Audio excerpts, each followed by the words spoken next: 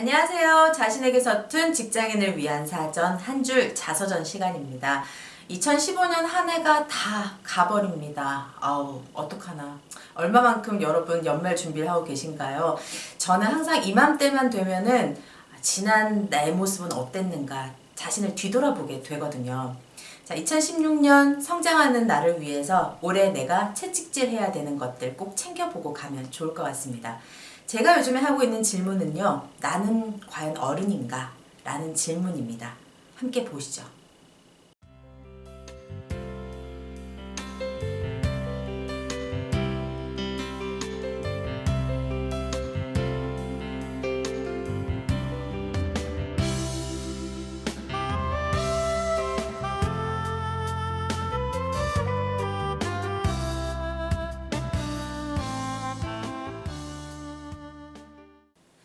이 책을 읽으면서 제가 가장 신선하게 봤던 단어가 모라토리움 인간이었습니다. 모라토리움 인간, 피터팬 신드롬, 니트족, 캥거루족 이런 단어들 많이 나오는데요. 어른아이를 뜻하는 의미로 많이 통용되고 있는 단어들입니다. 근데 사실 이 단어가 나온 지 10여 년이 됐어요. 꽤 오래됐죠. 그럼에도 불구하고 아직까지 기사, 뉴스, 여러 가지 소식들이 전해집니다. 그럴 때마다 이런 생각이 들어요. 어른이 뭔데? 참 어른이 뭔데? 왜 저렇게 어른 아이, 어른이 뭔데? 이런 생각들요. 근데 얼마 전에 육룡이 나르샤라는 드라마를 봤어요. 거기에서 신세경이 유아인한테 아주 멋진 말을 하더라고요. 너 어른이 빨리 됐다고 했지? 근데 어른이란 책임을 지는 거야. 이런 얘기를 하더라고요. 책임을 진다. 무슨 문제가 생겼을 때 회피하지 않고 문제를 스스로 찾아서 해결할 수 있는 힘, 책임을 지는 거야. 그게 어른이야. 이렇게 저는 해석을 했습니다. 그러면서 또 한 번 생각이 들었어요. 그렇구나. 이게 어른이구나. 근데 그러면 책임감이 강한 사람은 누군데? 어떻게 하면 강해지는데? 그런 생각이 들더라고요. 여러분 어떠세요? 세상에 책임감이 강한 사람 정해져 있을까요? 그런 사람이 어디 있어요. 태어날 때부터 책임감이 강하다 이런 사람이 어디 있겠냐고요. 그런데 어렸을 때 기억을 해보면 그런 말 많이 들어왔어요. 어우, 쟤는 장남이니까 책임감이 있는 거야. 장녀니까 그래. 근데 사실 그렇지는 않은 것 같아요. 장녀, 장남이라서 책임감이 강한 게 아니라 그 역할을 많이 해봤겠지. 어렸을 적부터 많이 연습해 봤겠지. 엄마들이 그런 주문하잖아요. 동생 손 꼭 잡고 와야 돼. 네가 형이니까 이거 해야 돼. 이렇게 책임을 막 주잖아요. 그런 연습을 많이 했던 사람들인 거예요. 사실은 직장에서도 왜 이런 자잘한 규칙들 있죠. 자꾸 하게 되면서 나도 모르게 해야 되는 그런 책임이 생기는 일들. 자기가 먹은 컵 자기가 씻읍시다. 자기 자리는 주변 정리는 자기가 합시다.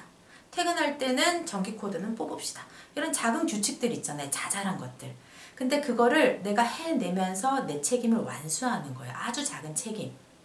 그러면서 그래 나는 내 할 도리를 했어. 내 할 일을 했어. 이렇게 여러분들이 또 안심을 하죠. 그런데 한편 보면요.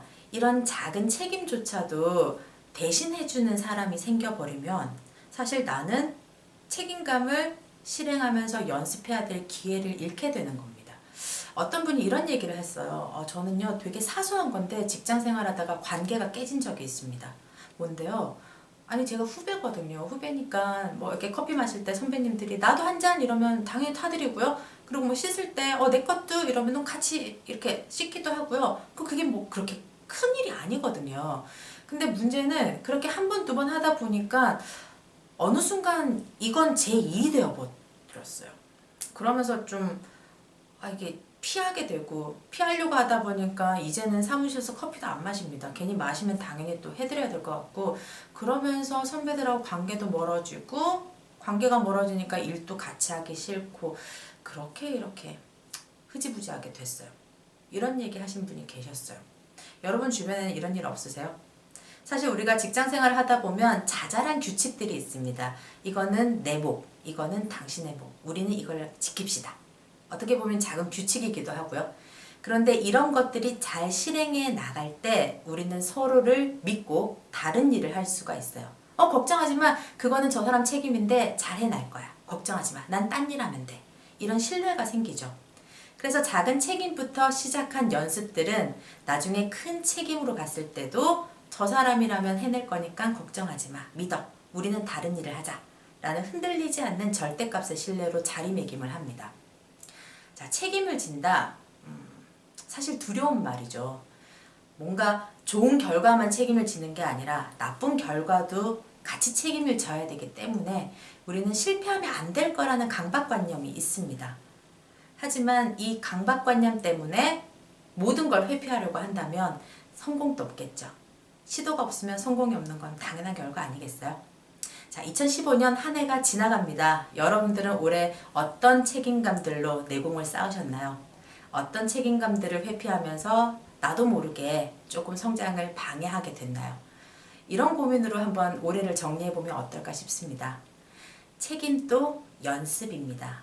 자잘한 규칙들, 책임으로 내공을 천천히 쌓아간다면 2016년에 조금 어려운 책임이 온다 하더라도 거뜬히 해낼 수 있지 않을까요? 그리고 그런 책임이 커질 때 나도 조금 더 멋진 어른으로 성장할 수 있을 것 같습니다. 자, 여러분 오늘도 힘내시고요. 온통노였습니다.